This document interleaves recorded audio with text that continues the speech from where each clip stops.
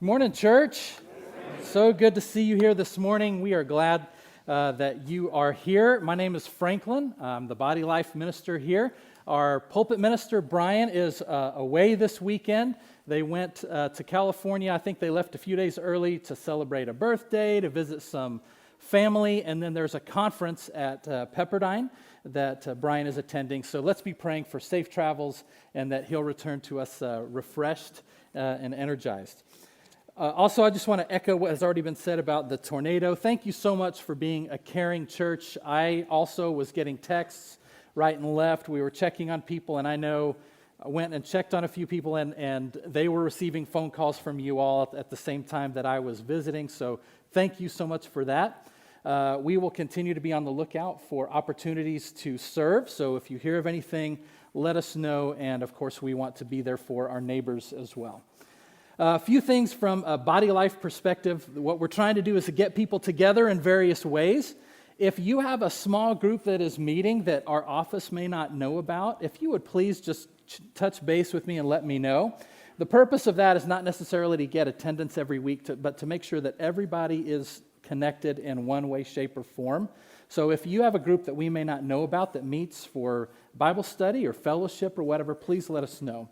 The other thing we're looking at is we're getting together a calendar of our young people's activities. So if you have a young person that does any kind of sports or extracurricular things, all that kind of stuff, and if they're okay with having a group of fans show up, please let us know, and we're getting a calendar ready that we would like to share. We've heard that over and over from you. We're getting that together so that you have an opportunity to go cheer on our young people. So we're calling that Swest Fans Ever. We're going to be the best fans for them. So if you have anything you'd like to share, please share that with the office, and we'll be getting that calendar out very soon. All right, I'd like to start off with a little audience participation this morning. I want you to raise your hand if you have ever read an entire page of a book and then immediately forgot what you read. Has anybody ever done that before? Okay, some awesome attention spans in here. I'll try to go fast. All right, raise your hand if you have ever left a curling iron or an oven or something like that on and left the room, left the house. Okay, all right, good. Thank you for your honesty. Okay, this is getting a more from audience participation into confession time now. Raise your hand if you've ever forgotten someone's name. Anyone? Okay, all right. See, and it's funny, men and women are different in the way they deal with this, right? Men are like, "What's up, dude?" Okay? And the women are very complimentary. "Hey, pretty lady, how are you?" This is how we do it. So that's how we know if we've forgotten each other's names. Okay. All right, more confession time.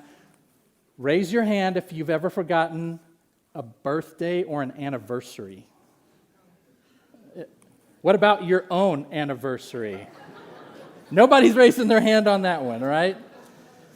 All right, this one might be more for the kids. Raise your hand if you ever forgot that you had a chore or some homework to do. Anybody forgotten chores or homeworks? Yeah. All right, and now it's confession time for the parents. Have you ever left your child somewhere? All right. I recently experienced the reverse of that.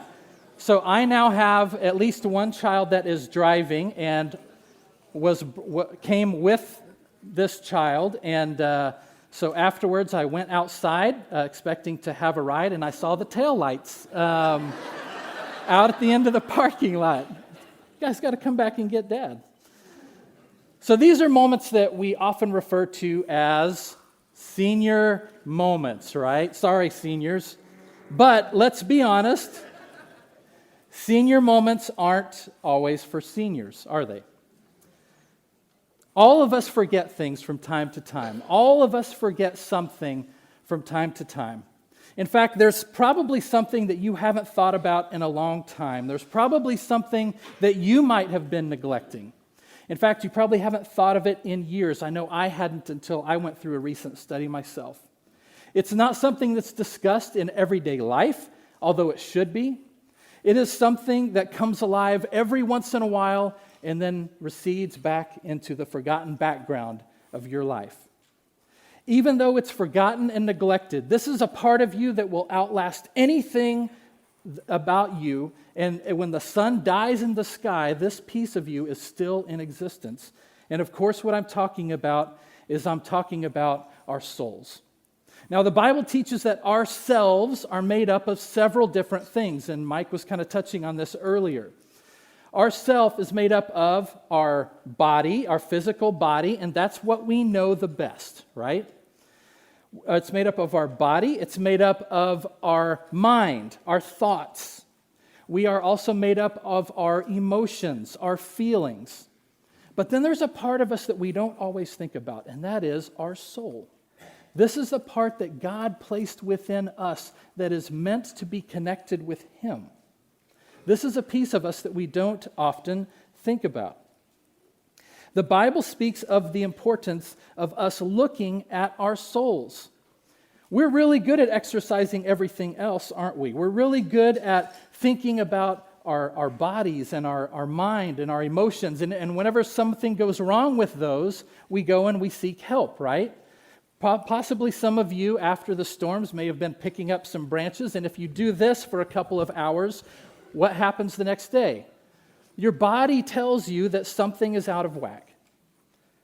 Sometimes we have people that will help us with our thoughts and with our emotions, but we don't often think about what do we do when our soul is out of whack. Deuteronomy 4:9 was read earlier, and I want to read it again, but from a different version, from the ESV, and it says this. It says, "Only take care and keep your soul diligently, lest you forget the things that your eyes have seen, unless they depart from your heart all the days of your life. Make them known to your children and your children's children."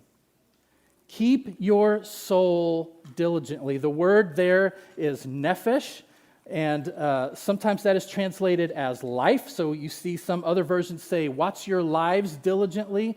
I like this one because a lot of the time in the Bible, this word is translated as your soul.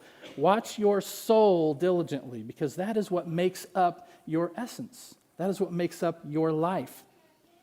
Now, I want to make sure, and I want everybody to understand, a lot of times we want to lend the taking care of our souls to someone else. A lot of times we say, well, a minister is responsible for helping take care of my soul, or my elders are responsible for taking care of my soul. And that is a part of their job.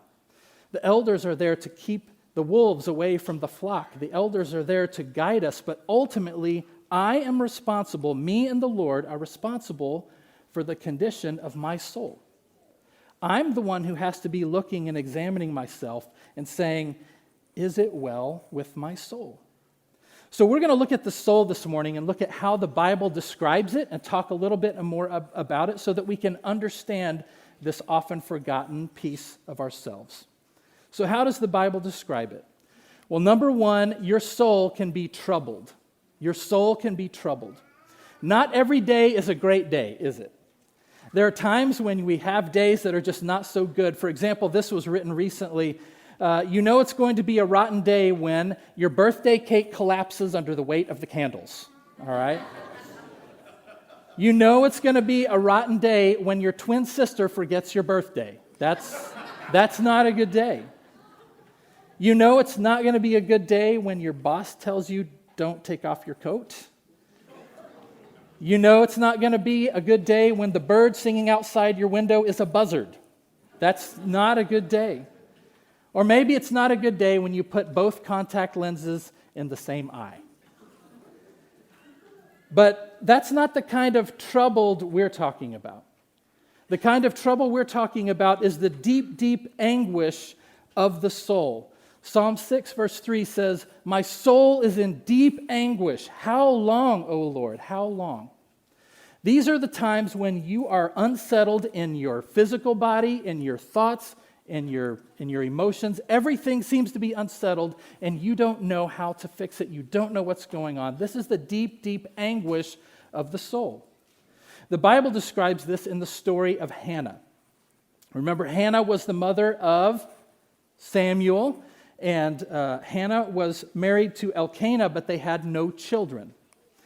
To make things worse, Elkanah had another wife who had lots of children, and she loved to continuously provoke Hannah, make fun of her, say all sorts of bad things about her. It got to the point where Hannah was completely downcast and she wouldn't even eat any food. In her desperation, she went to the only place she knew to go, and that was to the house of the Lord. While there, she was praying fervently for a son. In fact, she was praying so fervently, she got so zoned in that she blocked everything else out, and she was saying a prayer, and she was praying, and her lips were moving, but not even any words were coming out. And she was just so in touch with God, and she was together with God, praying for a son. God, give me a son. And there was a priest, Eli, who was standing there watching, and he was like, what is this lady doing? She was so zoned in, everything else was blocked out. Her lips are moving. So he walked up to her and he said, what do you think you're doing? You came into the house of the Lord and you're drunk? And this was her reply. Not so, my Lord, Hannah replied. I am a woman who is deeply troubled.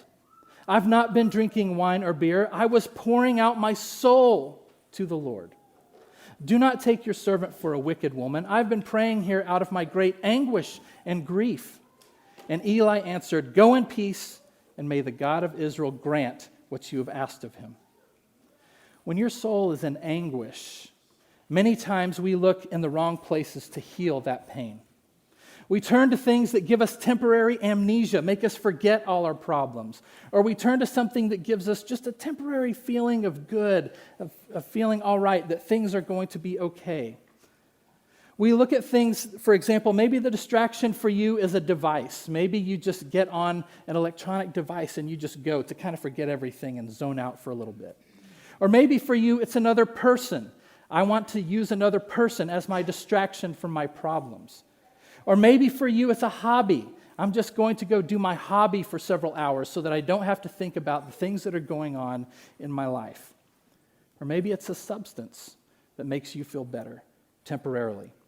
But your soul is longing for something else. And we often don't realize it because we're so used to listening to this body of ours that we forget to listen to our soul.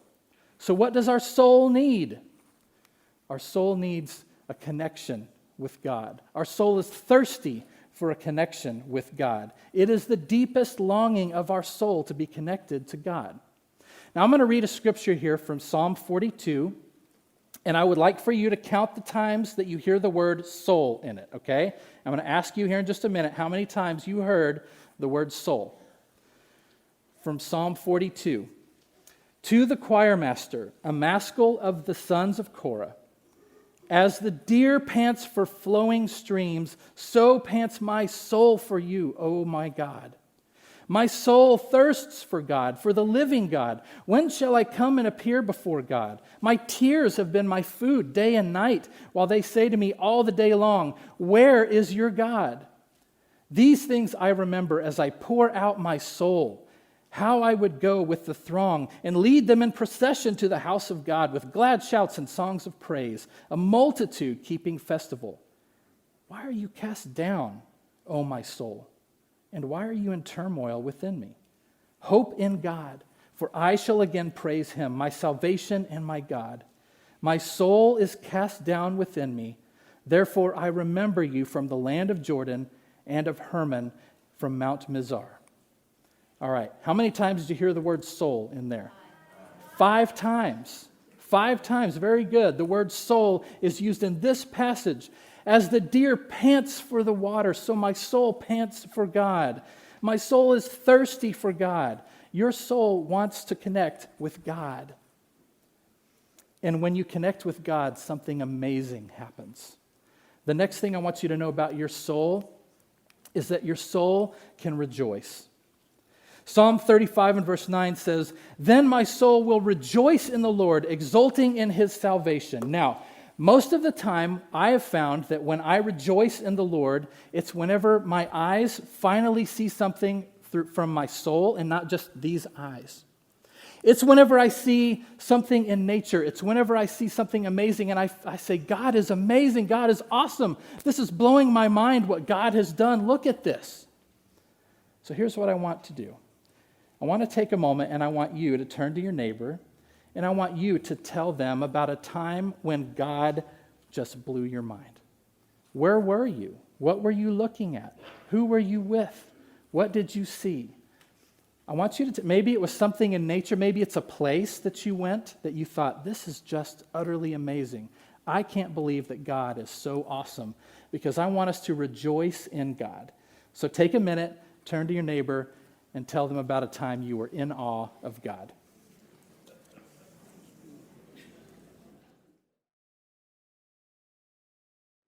All right. Hopefully everybody had a time when you could share when you were utterly in awe of God and your soul was rejoicing. I feel like I've been blessed to have several times when my soul has rejoiced in God. But I can tell you about one in particular that comes to mind. If you have never been, you should totally make it a point to go to the White Sand National Park near Alamogordo, New Mexico. We were out there visiting my sister and her family that were on Air Force Base out there. And for the most part, you go out that way and it's just desert. It's just desert. And they said, well, there's this place that you can go. It's pretty neat. A lot of people like to go there. It's one of our national parks. And it was the most amazing thing because you drive out of what you normally think of as desert, and then you drive into the national park and it's like you're on a different planet. It's just complete white sand dunes everywhere. And the sand dunes are so high and so rolling that it kind of insulates the sound a little bit as well. But we were told that if you go, you must do the sunset hike. So if you go, do the sunset hike. So a little bit before sunset, you meet at a certain point, and they take you to several of the dunes, and they talk about the wildlife, and they talk about all the different things that are there in the desert, and they talk about it, and then they say, okay, we've come to the last dune. In about 5 minutes, the sun is going to set over there. Get your cameras out and be ready. And this was what I got on mine. I still get choked up just looking at the picture. I can't tell you that feeling inside of me to look at that. Number one, my kids are in the picture. But number two, to just see the way that the sun lit up the sand. And my soul was like, God is awesome. God's amazing. A lot of times we will look at things and we will not be using our soul eyes. Because I can tell you something, you have probably seen a dozen mountains, you've probably seen hundreds of sunsets, you've probably seen thousands of flowers in the spring, but if you try slowing down and looking at them with the eyes of your soul, that is a time when a flower inspires gratitude. That is a time when a sunset inspires awe. That is a time when a mountain inspires worship. Those are the times when your soul is rejoicing in the Lord. Unfortunately, there's another part about your soul that we must address, and that is that your soul can be lost. Matthew chapter 16, verse 26 says, "For what will it profit a man if he gains the whole world and forfeits his soul? Or what shall a man give in return for his soul?" Matthew 10:28 says this, "Do not fear those who kill the body but cannot kill the soul. Rather, fear him who can destroy both soul and body in hell." And James chapter 5 and verse 20 says this, "Let him know that whoever brings back a sinner from his wandering will save his soul from death and will cover a multitude of sins." Here's the thing. A lot of us start losing our souls, and it's a long process of not paying attention to our soul. But I'm here to tell you that your soul can be lost. You can be walking throughout life and not paying attention at all to your soul, and your soul can be lost. Your soul can be destroyed. But I also want to tell you that there's some good news. And the good news is this: your soul can also be restored. Psalm chapter 23, We've heard it thousands of times probably, and it says this: "The Lord is my shepherd, I shall not want. He makes me lie down in green pastures. He leads me beside still waters. He restores my soul." Notice what he says about how he restores your soul. Does he say, I'm going to put you on a big program, I'm going to do all these things where you need to follow these rules, and this is how we're going to restore your soul? How does he say he restores our soul? He leads us where? By still waters. He makes us lie down where? In green pastures. Oftentimes what Jesus is not asking of us is to do something else. He's asking for us to rest. Matthew chapter 11, verses 28 through 30 says this from Jesus: "Come to me, all you who are weary and burdened, and I will give you rest. Take my yoke upon you and learn from me, for I am gentle and humble in heart, and you will find rest for your souls. For my yoke is easy and my burden is light." You see, many times we think about rest, and it's a rest for our body, and I've got to rest, I've got to sleep, and you can still wake up and be troubled in your soul. But the kind of restoration that we're talking about here, Jesus is often asking us to go away and leave all the busyness and all the craziness so that our soul can reconnect with God. That's the kind of refreshing, that's the kind of restoration that your soul can have. So in closing, if you feel a longing for something that you cannot explain, if you are restless and uneasy about life in general, maybe your relationships are a little bit dry, if you are not finding joy in the things that once brought you joy, could it possibly be that little forgotten part of you that is crying out? Could it possibly be that your soul is troubled? Could it possibly be that your soul is thirsty for God? Could it be that your soul is feeling lost? The good news is that your soul can be restored and your soul can be connected with God. Maybe you're a longtime follower of Jesus and you're in a good place this morning. Praise God for that. Can I ask you to think about your soul every day this week? I don't know if you noticed, but you can talk to your soul. Did you notice that from the psalm? "Why are you downcast within me, O my soul?" So talk to your soul this week. Ask your soul where it's at. Maybe you are a follower that hasn't thought about your soul in a while, and maybe you're in a difficult place, and we would love to pray with you. Our elders and their wives are going to be at the doors. They would love to pray with you. If you need someone to pray for your soul, that is what we are here for. Maybe you have not yet given your life and your soul to Jesus, and you want to consider being baptized. We would be happy to talk to you about that as well. If there's any way that we can help you this morning, would you come while we stand and sing together?